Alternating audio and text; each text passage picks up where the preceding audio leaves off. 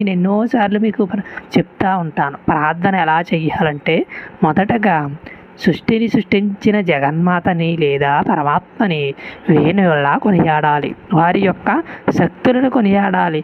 వారి యొక్క బాహువులను కొనియాడాలి. వారి యొక్క మహిమలను కొనియాడాలి.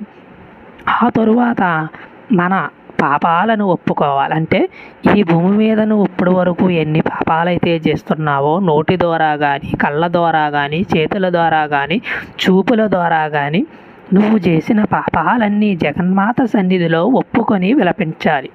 అటుల తరువాత నువ్వు ఏ కోరికైతే కోరుస్తున్నావో, నువ్వు ఏ కోరికతో అయితే ఈనాడు ప్రార్థన చేస్తున్నావో ఆ కోరిక జగన్మాత ముందు విన్నవించాలి.